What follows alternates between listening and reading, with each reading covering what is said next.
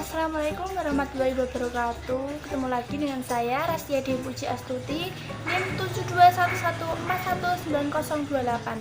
Nah, pada kesempatan kali ini saya akan kembali menjelaskan bab 3, yaitu menggunakan teknologi informasi dalam menjalankan perdagangan elektronik. Nah, pada bab 3 ini ada apa aja sih? Jangan di skip videonya ya. Nah, pada bagian yang pertama ini kita akan membahas mengenai perdagangan elektronik. Secara umum dapat didefinisikan yaitu transaksi-transaksi bisnis yang berhubungan dengan pelanggan dan pemasok yang menghubungkan komputer mereka masing-masing melalui internet. Nah, transaksi bisnis yang melewati batas perusahaan disebut e-commerce. Sedangkan transaksi bisnis yang masih berada di dalam batas perusahaan disebut dengan transaksi bisnis elektronik. Nah, selanjutnya ada e-commerce di batas luar perusahaan. Nah, e-commerce di batas luar perusahaan ini ada dua. Yang pertama ada e-commerce bisnis ke konsumen atau B2C dan e-commerce bisnis ke bisnis atau B2B. Nah, B2C ini lebih mengacu pada transaksi yang terjadi antara perusahaan dengan konsumen akhir produk. Maksud dari konsumen akhir produk yaitu konsumen yang menggunakan produk atau jasa dari perusahaan tersebut. Kemudian B2B yaitu lebih mengacu pada transaksi antar bisnis, di mana tidak ada salah satu pihak yang menjadi konsumen akhir. Nah, selanjutnya ada manfaat-manfaat yang diharapkan dari e-commerce.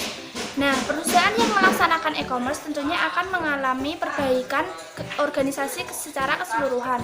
Di antaranya yaitu perbaikan layanan pelanggan selama, sebelum, dan setelah penjualan, perbaikan hubungan dengan pemasok dan komunikasi keuangan, serta peningkatan timbal balik ekonomis atas pemegang saham serta investasi pemilik. Nah, selanjutnya ada kendala-kendala e-commerce. Nah, alasan beberapa perusahaan tidak atau belum melaksanakan e-commerce bagi perusahaannya yaitu ada 3 kendala. Yang pertama ada biaya yang tinggi, yang kedua ada masalah akan keamanan, dan yang ketiga ada peranti lunak yang belum tersedia atau belum memadai. Namun, ketiga kendala ini seiring dengan berjalannya waktu akan atau dapat teratasi. Salah satunya yaitu biaya pelaksanaannya akan menurun. Nah, selanjutnya ada ruang lingkup e-commerce. Nah, e-commerce sendiri bersifat dinamis dan ruang lingkup pengaruhnya dapat berubah dalam beberapa bulan saja. Sebagai contoh, e-commerce menyumbangkan dana sebesar 1,7 triliun dolar ke perekonomian Amerika Serikat pada tahun 2003. Nah, sejak saat itu, pertumbuhan ekonomi di Amerika Serikat mengalami kenaikan sebesar 15% selama 5 tahun terakhir. Nah, selanjutnya ada jalan menuju e-commerce.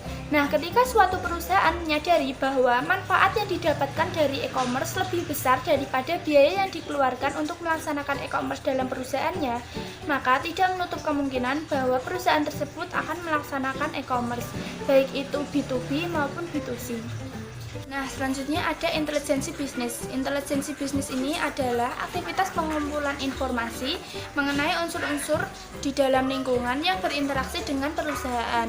Nah, perusahaan sendiri tidak serta-merta mengumpulkan informasi secara sendiri, namun dapat menggunakan basis data eksternal. Kemudian ada mesin pencari, yaitu suatu program komputer khusus yang menanyakan satu kata maupun kelompok kata kepada pengguna untuk dicari. Nah, selanjutnya ada strategi e-commerce dan sistem interorganisasional. Nah, strategi di sini yang digunakan yaitu electronic data interchange. Nah, electronic data interchange ini disebut sebagai subkumpulan dari suatu sistem interorganisasional. Sedangkan pertukaran data elektronik adalah salah satu cara untuk mendapatkan suatu sistem interorganisasional. Nah, selanjutnya ada sistem interorganisasional. Nah, perusahaan dapat membuat hubungan elektronik dengan perusahaan lain dan melaksanakan atau mencapai sistem interorganisasional sehingga perusahaan tersebut menjadi unit yang terkoordinasi serta mencapai manfaat yang tidak dapat diraih sendiri oleh setiap perusahaan. Nah, perusahaan-perusahaan yang berpartisipasi di dalamnya yaitu disebut dengan sekutu dagang, sekutu bisnis, ataupun aliansi bisnis. Nah, kemudian ada manfaat sistem interorganisasional. Nah, manfaat sistem interorganisasional antara lain yaitu 1. Efisiensi komparatif. Maksudnya di sini perusahaan dapat memproduksi barang dan jasa dengan tingkat efisiensi yang tinggi serta tekanan biaya yang rendah. Kemudian Dalam efisiensi ini mencakup dua hal, yaitu efisiensi internal dan efisiensi interorganisasional. Nah, efisiensi internal ini mencakup efisiensi kepada operasi-operasi perusahaan. Kemudian, efisiensi interorganisasi ini mencakup dengan efisiensi kerjasama antar perusahaan. Selanjutnya, manfaat yang kedua yaitu kekuatan penawaran. Maksud dari kekuatan penawaran ini yaitu kemampuan perusahaan untuk menyelesaikan masalah dengan pemasok dan dengan pelanggan, serta untuk meraih keuntungan pribadi perusahaan. Nah, selanjutnya ada electronic data interchange. Nah, electronic data interchange ini terdiri atas transmisi data langsung komputer ke komputer dalam suatu format terstruktur yang dibaca oleh mesin. Nah, electronic data interchange ini merupakan implementasi dominan dari sebuah sistem interorganisasional. Nah, kemudian ada extranet. Extranet merupakan cara lain untuk membuat suatu sistem interorganisasional. Nah, cara ini memungkinkan dibaginya informasi komputer yang bersifat sensitif dengan perusahaan lain dengan menggunakan teknologi informasi yang dihubungkan dengan internet. Nah, selanjutnya ada sekutu-sekutu proaktif dan reaktif. Pada umumnya, sponsor sistem interorganisasional mengambil pendekatan proaktif, yaitu merangsang dan mendorong para partisipan di lingkungannya. Kemudian, para partisipan merespon dengan cara reaktif, yaitu menolak atau menerima penawaran yang diterapkan dalam sistem interorganisasional. Nah, selanjutnya ada pengaruh penerapan. Dalam pengaruh penerapan ini ada 4 hal. Yang pertama ada tekanan kompetitif yang muncul dari para pesaing perusahaan. Kemudian ada penggunaan kekuasaan. Penggunaan kekuasaan ini perusahaan memaksakan kehendaknya atas anggota yang lain. Kemudian ada kebutuhan internal. Nah, kebutuhan internal ini perusahaan secara sadar bahwa partisipasi dalam sistem interorganisasional akan meningkatkan operasinya. Kemudian yang terakhir adalah dukungan manajemen puncak. Nah, dukungan manajemen puncak ini akan mempengaruhi perusahaan dalam mengambil suatu keputusan. Nah, kemudian ada manfaat tidak langsung sistem interorganisasional. Di antaranya yaitu mengurangi kesalahan, menurunkan biaya, meningkatkan efisiensi operasional, meningkatkan kemampuan bersaing, memperbaiki hubungan antar sekutu dagang, serta meningkatkan layanan pelanggan.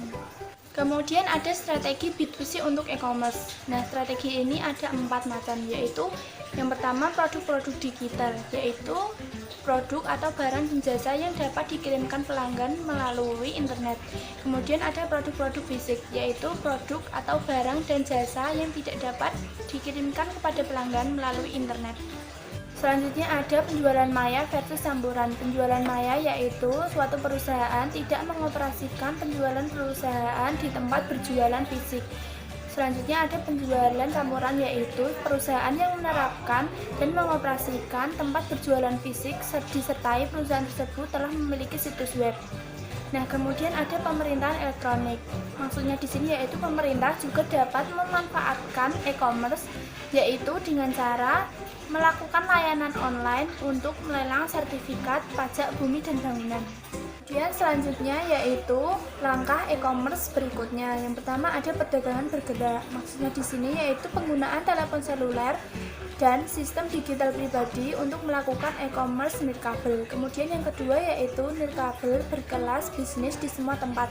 Nah, dalam hal ini penggunaan hotspot internet memadai penggunaan atau untuk mengakses web umum.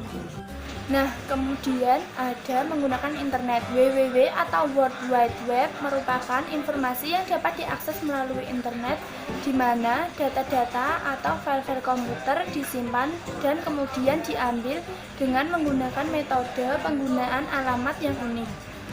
Selanjutnya ada istilah-istilah umum dalam WWW. Yang pertama ada situs web, kemudian ada link hypertext, kemudian ada halaman web, ada homepage, ada URL, ada browser, ada protokol, ada nama domain, dan ada path. Nah, cukup sekian penjelasan dari saya. Apabila ada kesalahan dan apabila ada kurangnya, saya mohon maaf. Wabillahi taufiq wal hidayah. Wassalamualaikum warahmatullahi wabarakatuh.